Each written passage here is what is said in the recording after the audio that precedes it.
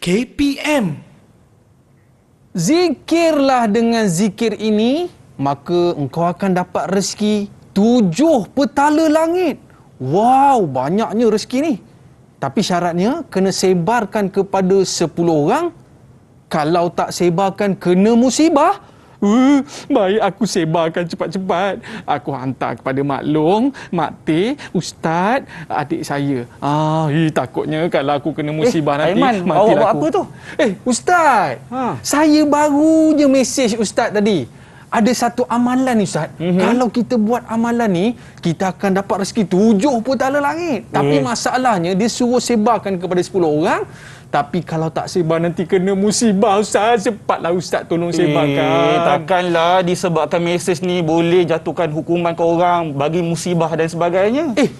Ini yang bagi ni kawan baik saya Ustaz. Takkan dia nak tipu saya pula. Dari mana sumber dia ni dan apa tujuan sebenarnya dia nak bagi suruh kita sebar-sebarkan ni sebenarnya? Yelah, dia pun nak kita dapat manfaat daripada ayat tadi Ustaz. Aiman, tak boleh macam tu. Apa-apa kita kena tahu di mana sumber yang betul, autoriti. Dan kita kena tahu apa tujuan dia. Kalau tak, benda-benda yang tak elok akan berlaku. Ya ke Ustaz? Ya, kalau macam tu, jom saya terangkan dengan lebih lanjut. Okey? Cantik juga tu Ustaz. Okey, jom. Okey.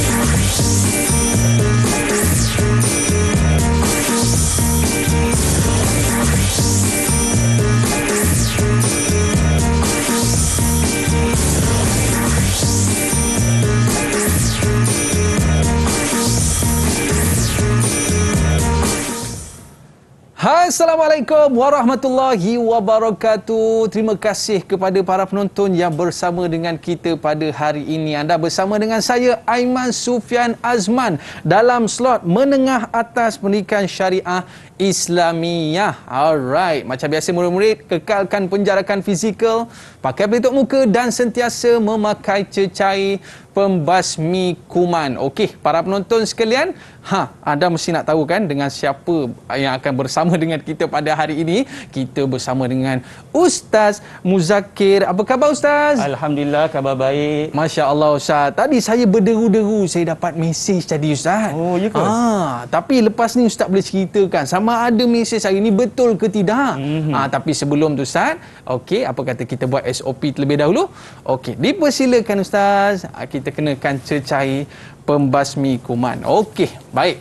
Ustaz, sebelum kita nak mulakan kelas, saya nak jemput kawan-kawan saya untuk bersama dengan kita pada hari ini terlebih dahulu. Boleh Ustaz? Boleh. Okey, dipersilakan murid-murid.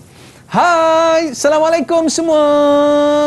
Okey, nampak muka masing-masing seronok, muka masing-masing meriah hari ini nak bersama dengan Ustaz Muzakir untuk kita menceritakan topik berkaitan dengan pendidikan, mata pelajaran pendidikan syariah Islamiyah. Itu berkaitan dengan sejarah perkembangan perundangan Islam. Baik, tapi sebelum tu Ustaz, kita nak berkenalan terlebih dahulu dengan murid-murid kita pada hari ini. Boleh Ustaz? Boleh, silakan. Baik, kita nak mulakan yang pertama bersama dengan Irfan. Mana satu Irfan ni? Boleh kenalkan diri dan juga cita-cita anda. Dipersilakan.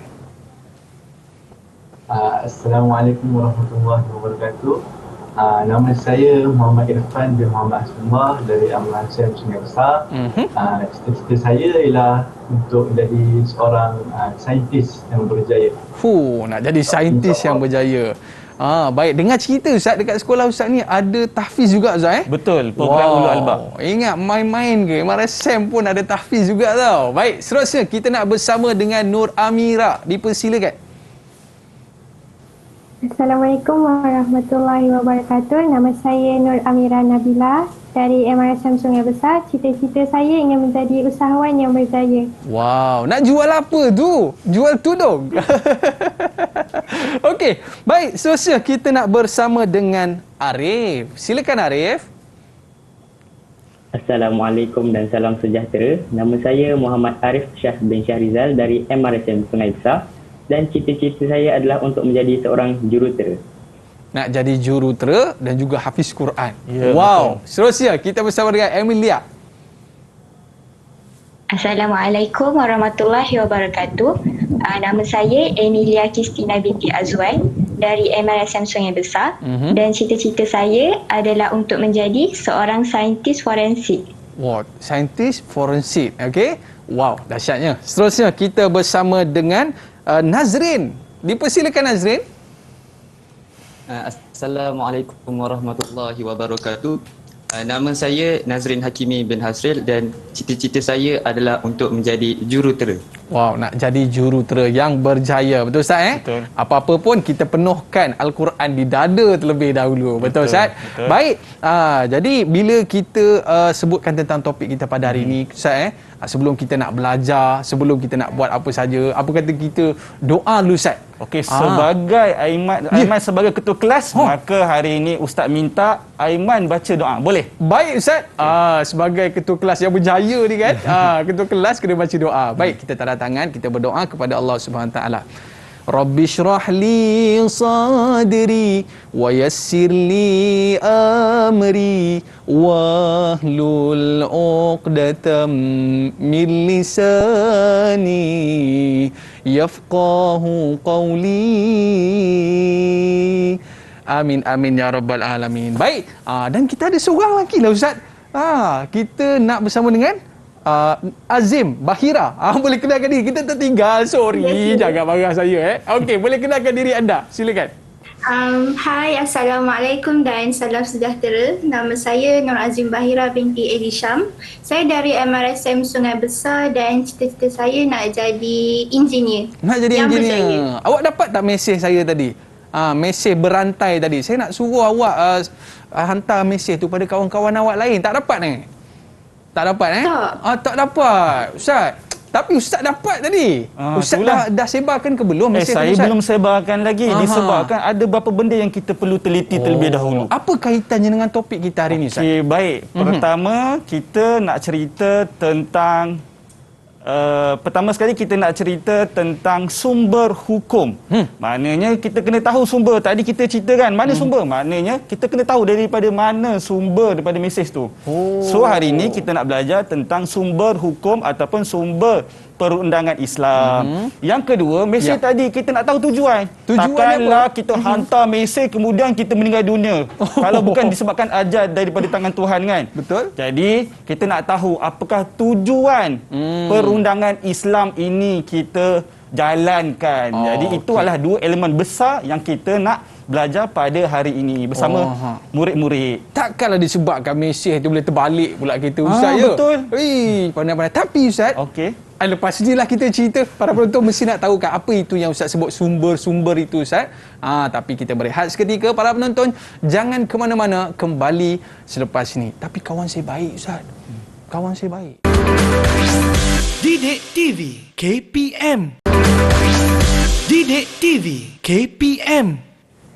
Maknanya kawan saya, walaupun dia baik pun, kita kena tahu juga daripada mana mesej dia, Ustaz kan? Betul. Sebab kita manusia biasa. Kadang-kadang kita melakukan kesilapan. Boleh jadi dia pun ambil mesej daripada orang lain. Alamak. Jadi murid-murid, para penonton, berhati-hati bila dapat mesej berantai ni. Pastikan kita tahu sumbernya. Tapi bila kita sebut sumber-sumber ni, Ustaz, mungkin Ustaz boleh cerita dengan lebih lanjut lah berkaitan dengan sumber yang betul yang kita boleh dapatkan. Baik. Murid-murid, para penonton, dah bersedia ke belum untuk kita mulakan kelas kita pada hari ini? Tunjuk good sikit murid-murid. Muka kena senyum manis-manis sikit. Boleh Okey, baik. Okey, cukup manis lah tu. Cukup manis Okey, boleh kita mulakan kelas kita hari ini, Ustaz? Boleh. Dipersilakan, Ustaz. Dipersilakan. Terima kasih. Boleh izinkan untuk buka ke tidak? Tak apa, Ustaz. Maintain. Nampak macam ni pun dah segak lah, Ustaz. Okey, baik. Terima Ustaz. kasih. Baik.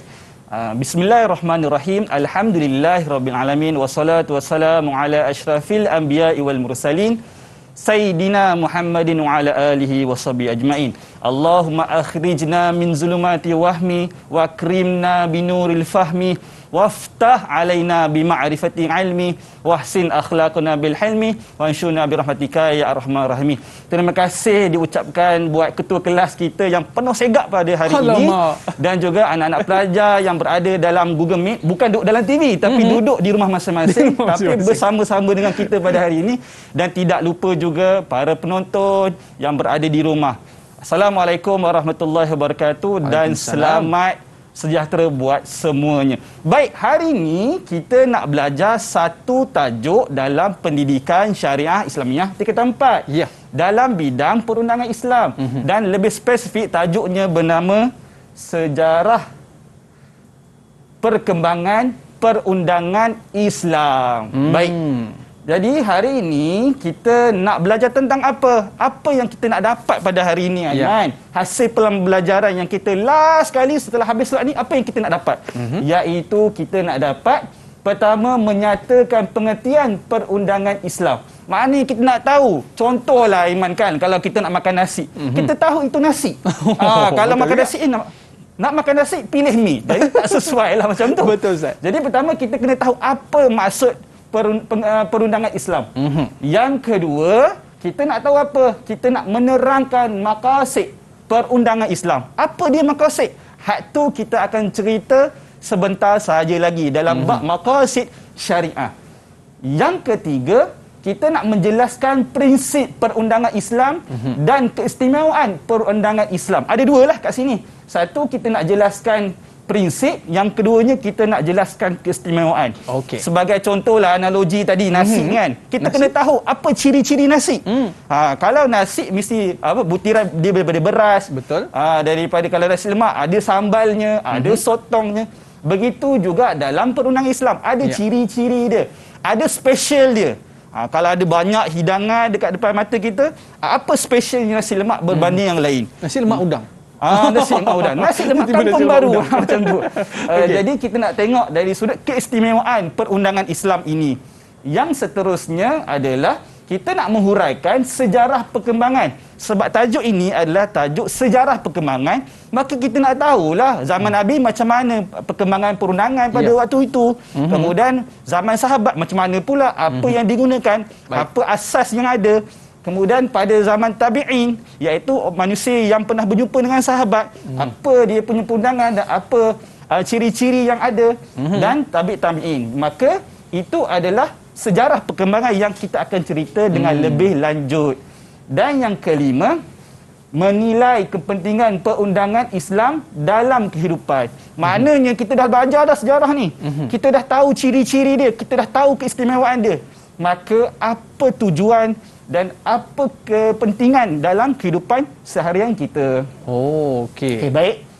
Dan yang keenam, iaitu kita nak merumuskan kepentingan sejarah perundangan Islam untuk diamalkan dalam pelbagai situasi.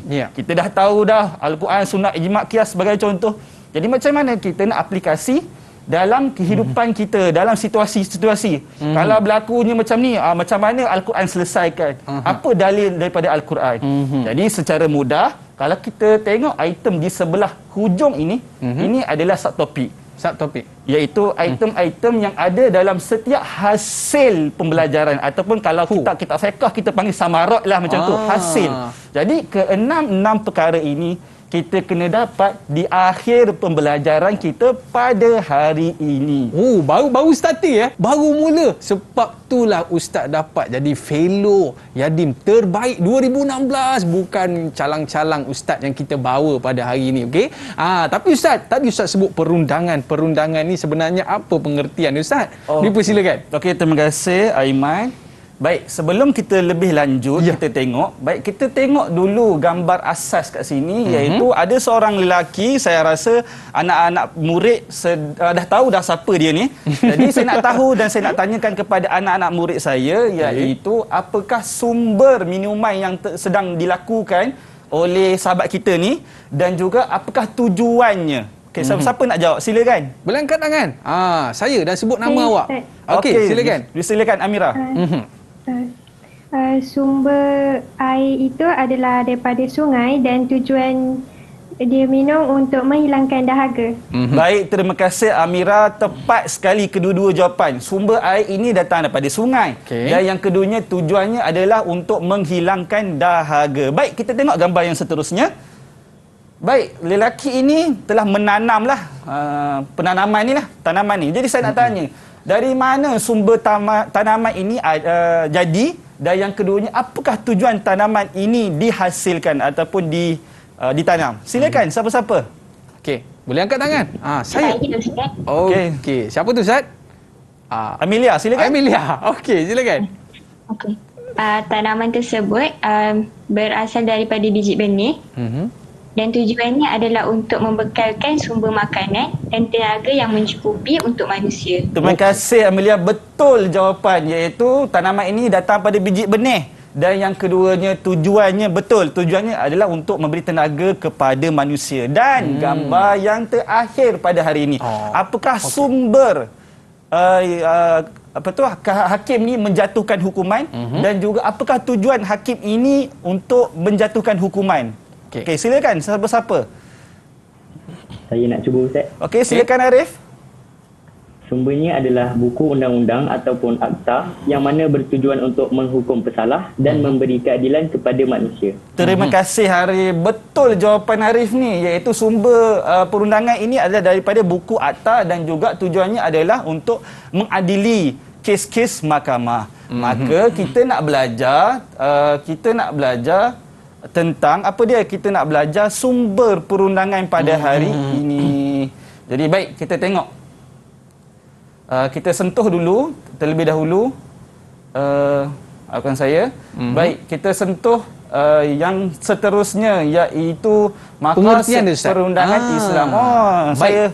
Pengertian perundangan Islam ni daripada sudut bahasa dan istilah ni macam mana, Ustaz? Okey, baik. Terima kasih Aiman. Pertama sekali dari sudut bahasa, iaitu jalan lurus yang menunjukkan kepada kebaikan. Okey. Kalau jalan yang salah ataupun jalan yang berkebangkok ni tak dikira lah. Dan dari sudut istilah, dari sudut konsep, apa yang kita fahami adalah hukum-hukum yang ditetapkan oleh Allah, disyariatkan kepada siapa? Kepada umat manusia. Untuk apa? Yang meliputi aspek akidah, syariat, akhlak dan peraturan-peraturan yang diamalkan untuk memberi kebahagiaan di dunia dan juga di akhirat. Okey. Baik. Jadi secara mudahnya, tadi kita dah cerita perundangan Islam. Kita nak tengok maqasid pula ni. Jadi dari sudut maqasid ni asal jamak daripada perkataan maqsad. Apa maksud dia? Adalah tujuan. Dan syariah pula adalah jalan ke arah sumber kehidupan.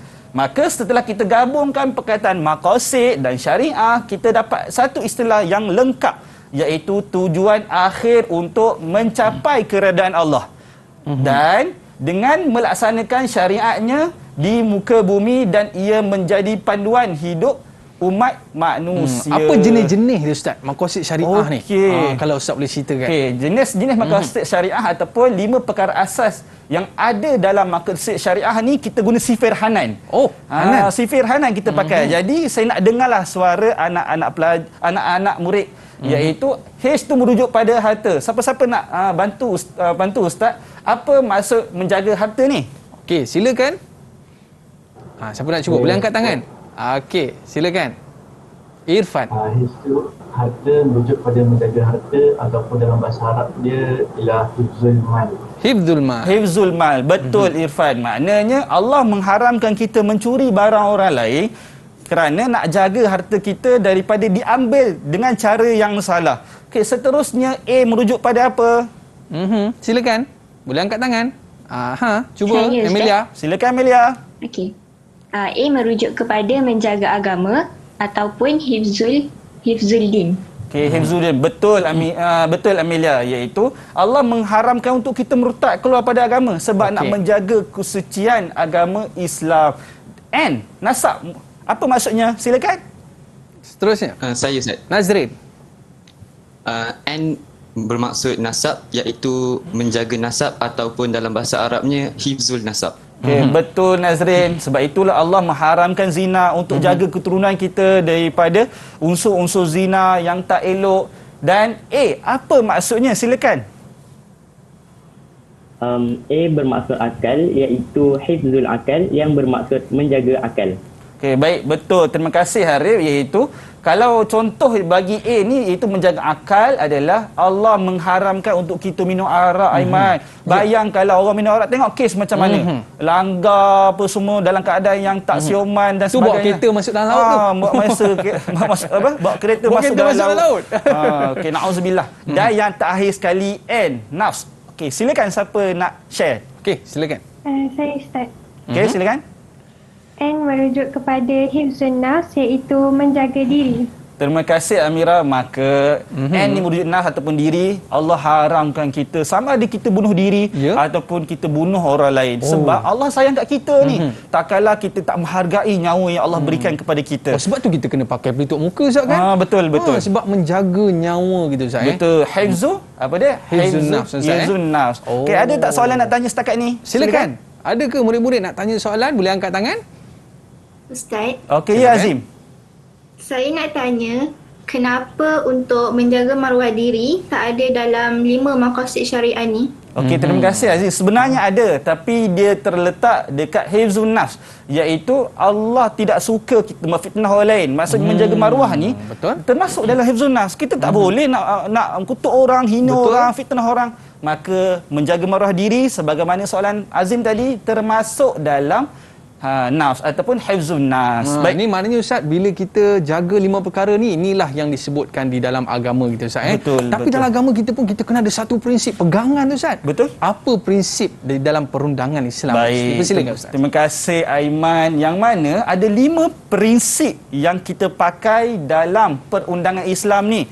Kalau tak ada ni, maka kita tak boleh gelarkan ia perundangan Islam. Sebab perundangan Islam ada 5 ciri ini. Pertama sekali adalah al-adalah, iaitu adil. Apa contoh je?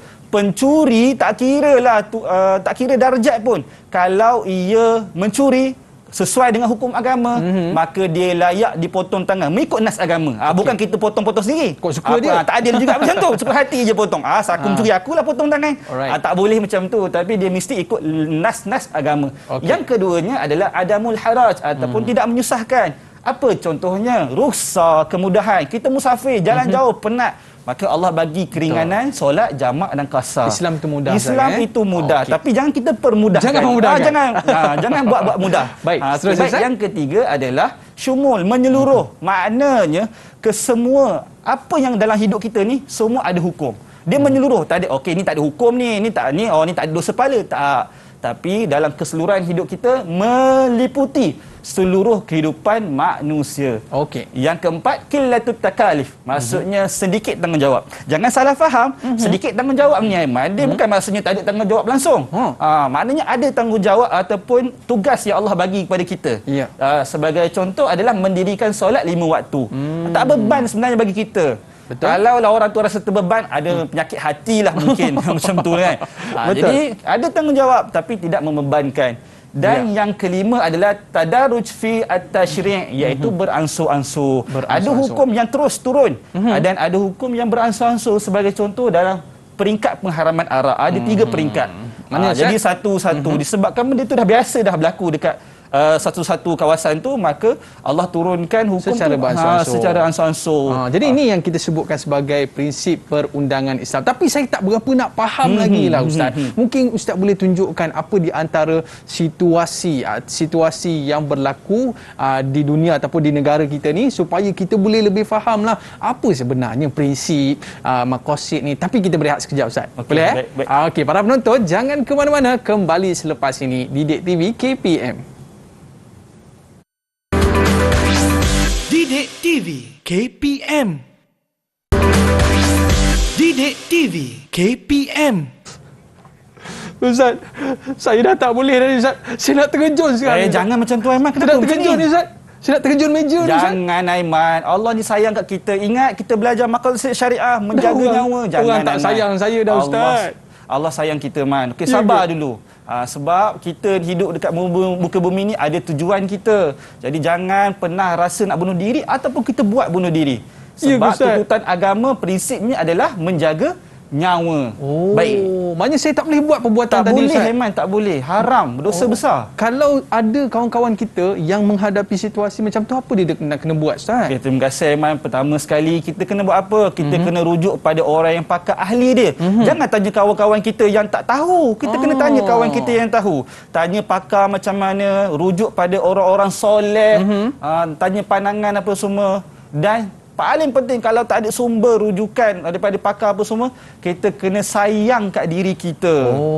Okey, baik Ustaz. Macam mana kita nak memahami dengan lebih dalam lagi Ustaz berkaitan dengan prinsip perundangan Islam ni? Silakan Ustaz. Okey, baik, terima kasih Aiman. Sekarang kita nak masuk dulu ke keistimewaan perundangan Islam. Ada 5 elemen utama. Pertama sekali adalah perundangan Islam ini dia kekal, dia tak berubah. Kalau dulu kita pakai Al-Quran, dulu, kini dan selamanya kita pakai Al-Quran. Yang kedua adalah sebagaimana situasi Aiman tadi, menjaga kemaslahatan manusia dan menolak kemudaratan. Ataupun dalam buku Qawaid Fiqhiyah menerangkan jalbu al-masalih wa dar'u al-mafasid. Maknanya kalau mudarat datang, kita kena tolak, kita kena jangan bagi dia datang kat kita. Menolak kemudaratan. Dan yang kedua, kalau ada kebaikan kita kena terima. Jangan tolak pula. Jangan terbalik. Dan yang ketiganya, kita ada ganjaran di akhirat. Maknanya apa sahaja yang kita buat dari sudut ketaatan, ada ganjaran di akhirat. Kita buat kejahatan, ada hukuman di sisi Tuhan. Yang keempat adalah hubungan dengan manusia, hubungan dengan Allah. Dan kadang-kadang orang terlupa bahawasanya keistimewaan perundangan Islam ni juga menjaga antara hubungan manusia dan juga alam semula jadi. Kita tak boleh nak buang sampah merata-rata, tak boleh. Sebab itu adalah salah satu keistimewaan perundangan Islam dan kita tak boleh buat benda-benda begitu. Dan yang terakhir sekali adalah sekiranya undang-undang Islam kita laksanakan di dunia, hukumannya terlepas di akhirat sebagaimana yang ditulis pelepasan hukuman di akhirat. Contoh, orang mencuri kena potong tangan. Dosa mencuri dah tak ada dah. Jadi dia terlepas hukuman di akhirat. Ada contoh-contoh Ustaz yang Ustaz boleh bagi keadaan yang berlaku di negara kita Ustaz? Okey, baik. Kalaulah kita tengok dalam keadaan negara kita kan, macam-macam kita merosakkan alam sekitar. Padahal tak boleh benda tu, ada undang-undang. Okey, contohlah kita terus kepada slide ini. Okey. Anak-anak pelajar, maafkan saya, murid-murid sekalian. Okey, saya nak tanya, ada 2 prinsip, maafkan saya, ada 2 maqasid syariah yang terlibat daripada gambar ni. Iaitu doktor tu maut, satu, yang keduanya dia tetap perompak. Dan dirompak harta dia. Ada 2 situasi. Meninggal dunia dan juga dirompak hartanya. Apakah maqasid syariah yang berkaitan dengan gambar ni? Silakan, siapa nak jawab? Murid-murid kita di rumah pun boleh cuba juga tahu untuk menjawab soalan ni. Siapa nak cuba? Silakan. Siapa tu? Saya nak cuba Ustaz. Silakan Amelia. Baiklah. Yang pertama, hifzul mal, menjaga harta. Dan yang kedua, hifzul nafs, menjaga diri. Okey, terima kasih Amelia. Betul 2 poin Amelia tadi. Pertama, hifzul mal sebab apa? Yang melibatkan rompakan, maka kita kena jaga harta. Yang keduanya adalah hifzul nafs, iaitu menjaga diri. Baik. Tapi sebenarnya Ustaz, perundangan ni daripada mana datangnya? Daripada tok nenek kita ke, moyang kita ke, daripada mana datang ni Ustaz? Silakan. Okey, baik, terima kasih Aiman. Baik, kita masuk dalam subtopik seterusnya, iaitu sejarah perkembangan dan sumber perundangan Islam. Baik. Pertama sekali kita nak cerita pada zaman Rasulullah sallallahu alaihi wasallam berada di Mekah selama 13 tahun. Boleh tak murid terangkan ataupun ceritakan kepada kita 2 sumber hukum pada zaman Nabi ni? Silakan, siapa-siapa? Boleh angkat tangan? Saya nak cuba. Okey, silakan Arif. 2 sumber hukum pada zaman Rasulullah ialah yang pertama Al-Quran dan yang kedua Al-Hadis. Okey, terima kasih Arif. Betul jawapan Arif. 2 sumber hukum pada zaman Rasulullah iaitu Al-Quran, hadis ataupun kita panggil as-sunnah lah. Okey Arif, sekarang ni kan pada zaman Nabi di Mekah, apa yang berlaku? Boleh Arif ceritakan sikit?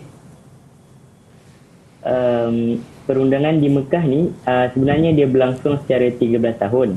Rasulullah pada ketika itu dia lebih menekankan kepada pembentukan akidah dan memelihara akal pemikiran. Antara perkara yang diberikan tumpuan adalah sebagai contohnya larangan membunuh anak perempuan, berzina, minum arak dan segala bentuk penindasan serta keganasan. Okey, baik, terima kasih Arif. Betul jawapan Arif.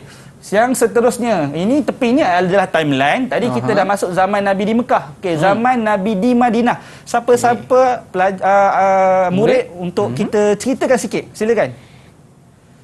Siapa nak cuba pula? Saya nak jawab. Okey, Azim. Okey. Okey, untuk di Madinah pula, kita ada 3 poin apa yang berlaku. Yang pertama, Nabi telah menyatukan kaum Muhajirin dan Ansar. Dan yang kedua, Allah telah memberi peringatan kepada Nabi tentang sifat-sifat orang munafik dan berhati-hati dengan orang Yahudi yang sentiasa melakukan pemusuhan. Dan poin yang terakhir ialah di sini juga pelbagai ibadat telah disyariatkan seperti puasa, zakat dan haji. Okay, terima kasih Azim. Betul ketiga-tiga poin Azim tadi, iaitu penyatuan Muhajirin Ansar, peringatan tentang orang Yahudi dan munafik dan kewajipan ibadah. Di Mekah ada kewajipan ibadah tapi lebih meluas ketika mana Nabi berada di Madinah. Itu zaman Nabi. Apa kata kita tengok pula zaman sahabat. Jom. Baik, murid silakan siapa-siapa nak ceritakan pada zaman sahabat. Okey, siapa pula nak cuba? Saya nak cuba, Ustaz. Okey, Amelia. Aktif Amelia hari ni ya. Bagus. Silakan. Okey, pada zaman sahabat, ayat Al-Quran dikumpulkan dalam bentuk mushaf. Baik. Dan seterusnya, masalah-masalah baru dibincangkan melalui ijma' sahabat. Dan seterusnya, hukum-hukum baharu pula terhasil daripada ijtihad. Dan yang seterusnya, lahir ramai fuqaha dalam kalangan sahabat, terutamanya dalam bidang perundangan. Okey, baik. Terima kasih Amelia. Kesemua keempat-empat jawapan Amelia tepat sekali, iaitu pengumpulan ayat Al-Quran, ijma' ulama, hukum-hukum baru muncul dan juga lahir ramai fuqaha pada zaman ini. Zaman tabi'in macam mana pula? Silakan anak murid saya nak jawab. Okey, siapa pula nak cuba? Saya, Ustaz. Okey, silakan. Nazrin, silakan. Pada zaman tabi'in, perbincangan masalah fiqah secara meluas menyebabkan berlakunya khilaf. Antara sebab berlakunya khilaf ni adalah disebabkan perkembangan wilayah Islam yang lebih luas sehingga ke negara China di sebelah timur dan Sepanyol pula di sebelah barat. Seterusnya, terdapat banyak sumber rujukan hasil daripada penterjemahan dan penulisan serta pembukuan kitab-kitab muktabar. Dalam pada itu, keprihatinan para khalifah kepada ilmu fiqh ini menyebabkan lahirnya ramai tokoh ilmuwan yang hebat. Dan yang terakhir sekali, perkara yang menyebabkan berlakunya khilaf adalah disebabkan kebebasan diberikan kepada para ulama untuk mengeluarkan pendapat dan idea masing-masing sehingga wujudnya khilaf. Okey. Terima kasih Nazrin. Kesemua jawapan Nazrin tadi betul semua dan itulah apa yang kita ceritakan di dalam slide ini. Dan yang terakhir sekali pada zaman tabi'in. Silakan murid untuk jelaskan sedikit. Okey, silakan. Saya nak cuba, Ustaz. Okey, Irfan. Pada zaman tabi'in ini, sumber-sumber perundangan Islam semakin banyak dilakukan perubahan berbanding zaman-zaman sebelumnya. Dan pada zaman tabi'in ini juga, sumber perundangan Islam terbagi kepada dua, iaitu sumber berdasarkan dalil-dalil yang disepakati dan sumber dalil-dalil yang tidak disepakati. Baik, terima kasih Irfan. Maka ada dua sumber, iaitu hukum hakam yang disepakati, Al-Quran, Sunnah, Ijma' Qiyas dan dalil sumber yang tidak disepakati. Maka secara mudah ciri-ciri khusus perundangan Islam pada zaman tabi'in sebagaimana Irfan cerita tadi adalah pertama, ilmu fiqh telah mencapai peringkat kematangan. Yang keduanya, ulama hadis yang terkemuka lahir. Sebagai contoh apa dia? Abu Daud, Ibnu Majah, Tirmizi dan lain-lain. Yang ketiganya, lahir ramai tokoh ulama yang ulum. Dan ada lagi tiga, iaitu pembukuan ilmu dan penterjemahan kitab ilmiah telah berkembang dengan pesat, perkembangan perkembangan semakin meluas dan juga yang terakhir sekali adalah motivasi dan sokongan daripada khalifah dan juga lahir pelbagai istilah fiqh. Maka secara rumusannya Aiman dan juga para penonton sekalian, pada zaman Nabi adanya Al-Quran dan As-Sunnah sebagai sumber perundangan. Pada zaman sahabat ada Al-Quran, ada hadis, ada qiyas dan ijma'. Bab ini kita belajar dalam tajuk usulul fiqh, dalil hukum yang disepakati. Okey, baik Ustaz. Kita nak tahu berkaitan dengan tabi'in, tapi kita berehat sekejap Ustaz. Okey, baik. Okey. Murid-murid jangan ke mana-mana, kembali selepas ini di Didik TV KPM. Jangan ke mana-mana. Didik TV KPM. Didik TV KPM. Oh, banyak juga benda kita boleh rujuk sebenarnya. Ustaz, selain daripada Al-Quran, Sunnah dan sebagainya, Ustaz, ada tak sumber-sumber lain yang kita boleh rujuk juga, Ustaz? Silakan. Terima kasih Aiman. Antara sumber hukum yang tidak disepakati adalah ada 8 dekat sini. Maknanya kenapa tak sepakat? Okey, kita bayangkan macam ni lah Aiman. Kita semua ni adalah Syekhul Islam ataupun kita ni ulama. Okey. Jadi kalau ijma', kalau kita dengar perkataan ijma', maksudnya persepakatan semua orang ada dalam konti ni, Semua dalam sepakat? dekat sini. Semua sepakat. Okey. Itu nama dia ijma'. Yang seterusnya kalau kita pernah dengar perkataan jumhur ataupun majoriti. Okey. Majoriti dalam kalangan kita bersetuju terhadap satu-satu hukum. Itu Okey. majoriti. Dan sebahagian kecil yang tak setuju, nama dia sebahagian dalam kalangan ulama. Okey. Jadi dalam sumber hukum yang tidak disepakati ini, dalam 8 bentuk ini, ada ulama setuju masalah musalah sebagai sumber hukum, ada yang tak setuju. Contohlah, saya mungkin setuju dekat masalah dengan istishab, tapi Aiman tak setuju dekat masalah ataupun murid-murid tak setuju. Macam gitulah secara asasnya untuk kita faham. Okey, apa pentingnya, Ustaz? Kita pelajar pada hari ini perundangan ni dalam kehidupan kita ni. Undang-undang ni apa penting dia? Silakan, Okay, Ustaz. baik, terima kasih Aiman. Kepentingan perundangan Islam dalam kehidupan kita adalah pertama, kita nak perkukuhkan akidah kita. Akidah macam mana? Akidah yang sahih. Sebab ada akidah yang tak sahih. Orang kata tu ayah pin, kaki di langit lah apa. Ada lagi yang mimpi-mimpi saya tak tahu. Kita mimpi, kita syok. Buat macam-macam lah dalam mimpi Boleh ni. terbang, Ustaz? Boleh terbang. Tapi ini mimpi pula jadi wahyu bagi mereka yang inilah. Dan yang keduanya adalah kebaikannya adalah melakukan kebaikan dan menjaga, maafkan saya, iaitu amal makruf nahi mungkar secara mudahnya, iaitu kita nak buat baik dan kita nak tolak kemungkaran. Yang ketiga adalah kepentingan perundangan ni dia sesuai dengan naluri kita. Fitrah kita, natural. Dan yang keempat, menjamin kesejahteraan kehidupan. Jadi undang-undang ni apa? Sebab kita nak harmoni, kita nak bahagia. Dan yang kelimanya adalah mewujudkan keadilan. Apa maksud adil? Meletakkan sesuatu pada tempatnya. Tak jadi adil kita makan nasi dalam tandas. Sebab makan betul, tapi tempat pula salah. Betul. Jadi Tapi tak Ustaz, boleh. saya kalau belajar sejarah je ngantuk lah, Ustaz.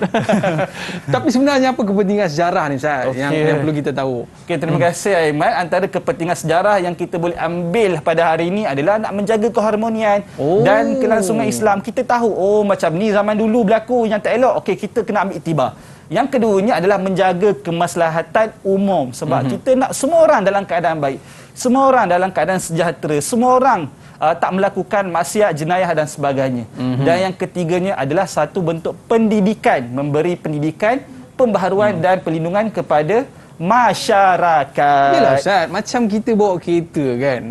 Bawa kereta Ustaz daripada Sungai Besar sana tu kan.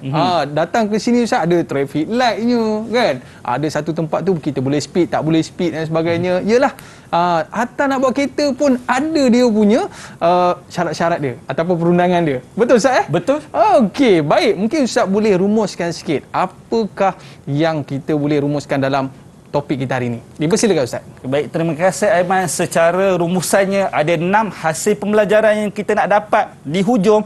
Maka kita dah dapat apa dia? Iaitu pengertian perundangan Islam. Kita dah dapat maqasid perundangan Islam. Apa tujuan? Apa ciri-cirinya? 5 asas. Yang ketiganya, kita dah menjelaskan prinsip perundangan Islam dan keistimewaan perundangan Islam. Yang mana adilnya, tidak menyusahkannya dan sebagainya. Dan yang keempat adalah menghuraikan sejarah perkembangan sumber perundangan Islam. Zaman Nabi macam mana, zaman sahabat macam mana dan seterusnya. Yang keempat, yang kelima, merumuskan kepentingan sejarah. Jadi apa yang kita dapat hari ini? Perundangan Islam berasaskan Al-Quran, Sunnah, Ijma', Qiyas dan dalil hukum yang tak disepakati. Dia sesuai digunakan sepanjang zaman. Dan kenapa? Sebab tujuan syariat ataupun perundangan Islam ni adalah nak menjaga keharmonian, nak menjaga kemaslahatan dan bagi pendidikan kepada semua orang. Okey. Baik. Jadi Ustaz, ini yang kita boleh capai dalam mata pelajaran kita pada hari ini. Betul, Ustaz? Betul. Aiman faham ke?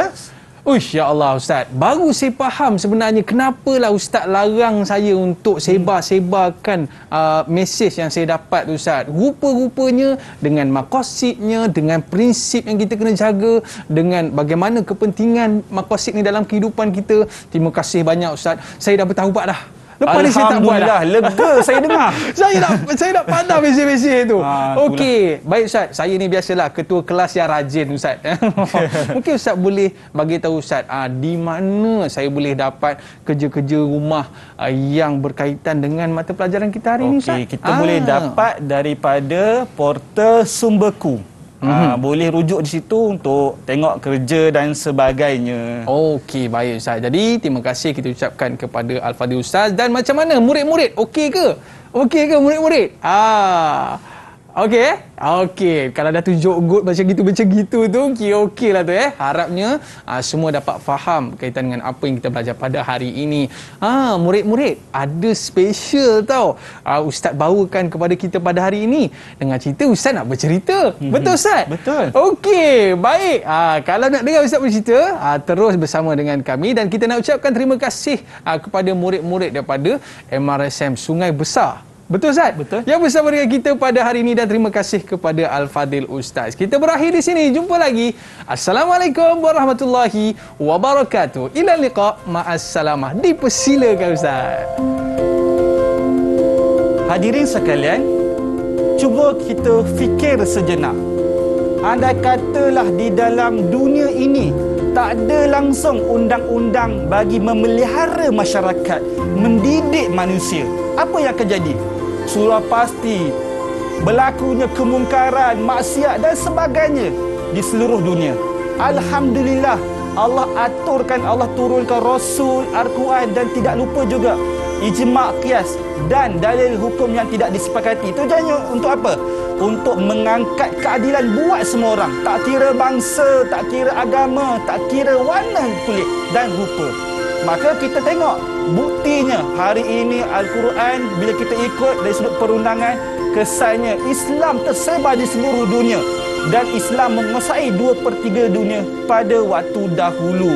Dan kita lihat apabila kita tidak melaksanakan perundangan Islam dengan baik, maka negara akan hancur, umat akan binasa. Sebagaimana kata-kata ulama, idza salaha al-ummah, idza salaha al-qada, salahat ummah. Idza fasada al-qada, fasadat ummah. Wallahu alam. Assalamualaikum warahmatullahi wabarakatuh.